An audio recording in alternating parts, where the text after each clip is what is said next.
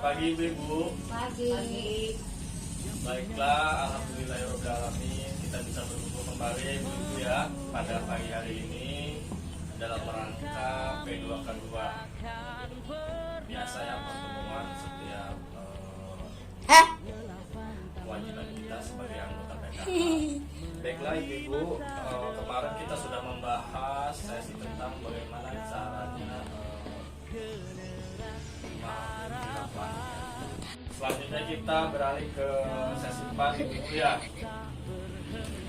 Ibu-ibu sebelumnya di sini punya anak-anaknya masih pada sekolah kan Bu Ibu? Masih ya. Nah, baiklah sekarang kita Ibu berlanjut ke sesi 4 ya. Kita sudah membahas sesi-sesi sebelumnya. Ibu-ibu, apakah ibu-ibu sudah pada tahu bagaimana caranya biar anak kita itu bisa sukses di sekolahnya ibu-ibu? Sudah tahu belum? Belum. Oke, baik di sini kita akan mendiskusikan dulu ya bagaimana caranya kita membantu anak di sekolah. Sebelumnya juga saya mengucapkan terima kasih atas kedatangannya. Semoga pada hari ini dilancarkan. Amin. Baik Ibu, di sini ada beberapa cara untuk membantu anak sukses di sekolah. Kita lihat di sini Ibu, ada beberapa poin ya Ibu ya. Biasanya kalau anak kita sekolah itu per jamnya itu kira-kira 2 sampai 8 jam per hari. Sedangkan kalau anak kita berada di rumah atau di lingkungan itu kira-kira anak itu berada sekitar 16 sampai 22 jam per hari. Nah, jadi waktu anak itu di sekolah itu sangat terbatas karena kebanyakan itu di rumah. Ya, maka dari itu peran kita sebagai orang tua agar bisa membantu menyemangati anak agar dapat bersekolah dengan baik. Di sini ada beberapa caranya, yaitu ketika anak pulang di sekolah, kita sebagai orang tua menanyakan perasaan anak atau pengalaman di sekolah gitu. Bagaimana anak itu, bagaimana di sekolahnya tadi, pelajaran apa aja yang sedang dipelajari. Nah, seperti itu Ibu ya. Tanyakan tadi belajar apa, lalu yang sudah bisa apa, sudah bisa baca belum. Itu penting sebagai penghargaan. Jadi anak kita itu bisa apalagi yang masih anak SD ya, itu kan masih umurnya golden age atau masa-masa umur emas. Jadi anak itu perlu kita edukasi, perlu kita bimbing sampai jenjang SMA juga ya. Jangan lupa diberikan semangat biar anak itu semangat, dikasih selanjutnya bantu anak menyelesaikan tugas dari sekolah. Nah, kebanyakan apalagi anak SD atau anak masih PAUD, jadi anak balita, itu perlu bimbingan kita sebagai orang tua. Jadi ketika menyelesaikan tugas perlu dibimbing ya Ibu ya, jangan sampai diajukan, karena anak-anak juga kan di sekolah itu kan tidak full, jadinya ada yang dipahami dan juga ada yang tidak. Dari itu peran kita sebagai orang tua. Lalu di sini selanjutnya membuat jadwal kegiatan setelah pulang sekolah. Itu perlu. Kenapa? Agar anak terbiasa. Jadi bukan waktu yang mengatur kita, tapi kita yang mengatur waktu. Nah, jadi anak diberikan jadwal, dibuatkan jadwal ya. Kegiatan habis pulang sekolah misalkan harus sholat, harus ngaji, lalu waktunya bermain sekian jam, seperti itu, waktunya mengerjakan PR, seperti itu Ibu ya, dibuatkan jadwal.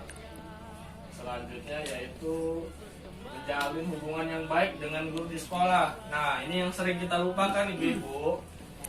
Kan anak kita kan di sekolah dititipkan. Jadi orang tua mempercayakan kepada sekolah.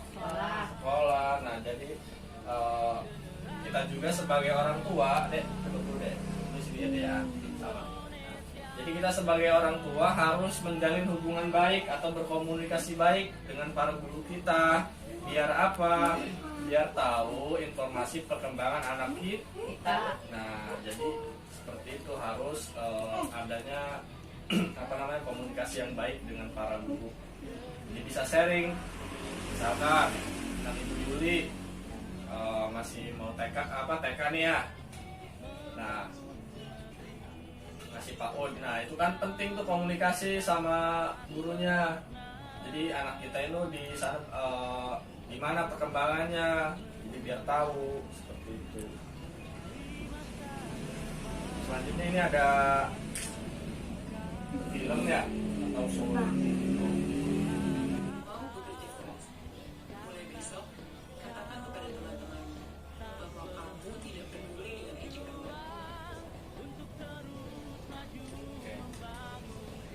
Nah, setelah tadi ibu nonton ya video tadi, kira-kira ibu memahami nggak maksud atau makna yang terkandung dalam video tersebut? Nggak paham ya bu ya? Nah, akan saya jelaskan.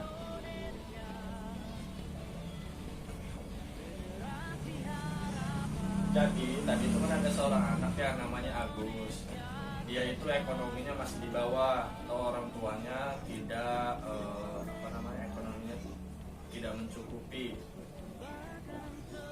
Dan bahasanya dia miskin ibu ya, tidak mampu. Nah, Agus ini ketika di sekolah dia diejek sama teman-temannya. Bahwasanya Agus ini pengen sekolah sampai sarjana. Nah, tetapi teman-temannya itu mengejek bahwasanya Agus tidak akanlah sekolah sampai sarjana karena keluarganya miskin. Nah, seperti itu. Lalu di situ peran ibunya Agus yaitu Ibu Lili, dia bahwasanya mereka jangan hiraukan lah ya perkataan mereka. Jadi anaknya itu diberi motivasi gitu ibu bagaimana caranya biar si Agus ini tidak down ininya ya perasaannya gitu, bahwasanya jadi terus disemangati dan dimotivasi di sekolah. Nah, kira-kira sampai saat ini ibu-ibu sudah paham apa belum? Insya Allah paham. Ya, bagaimana caranya membantu anak sukses di sekolah.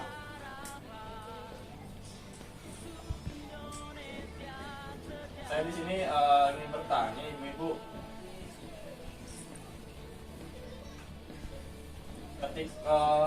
kalau di anak-anak ibu semua kalau di sekolah itu perasaannya gimana gitu? Apakah mereka senang ketika bersekolah ataukah males atau gimana ibu-ibu? Dari Ibu Mariati dulu. Kelihatan senang. Senang ya. Karena apa katanya Bu? Senang dalam sekolah itu. Belajar bijak. Tanya sama gurunya. Jadi si anak itu kan senang karena memang di sekolah itu suasananya beda dari rumah ya. Iya. Ada teman-temannya juga bisa belajar. Kalau Ibu Yuli sendiri gimana Bu? Ya. Pengalaman anak di sekolahnya Bu? Sama aja sih senang lah namanya anak sekolah. Iya. Senang lah. Banyak teman di sekolah. Jadinya ya senang aja anak-anaknya. Iya. Jadi ya itu ya Bu ya. Jadi pentingnya juga orang tua berkomunikasi sama anak. Tadi itu ya Bu ya. Beberapa cara membantu anak sukses di sekolah. Iya. Jadi kesimpulannya ibu-ibu pada pertemuan kali ini, anak itu adalah generasi penerus bangsa. Nah, maka dari itu selaku orang tua kita perlu adanya bimbingan, perlu adanya motivasi, perlu namanya diberikan pujian atau semangat kepada anak-anak dalam bersekolah. Jadi semoga anak-anak kita bisa mencapai cita-citanya, ibu ya. Amin ya robbal alamin. Mungkin itu saja dari saya, kurang lebihnya mohon maaf. Saya akhiri. Wabillahi taufiq wal hidayah. Assalamualaikum warahmatullahi wabarakatuh. Waalaikumsalam warahmatullahi wabarakatuh. Di upload buat kita semua.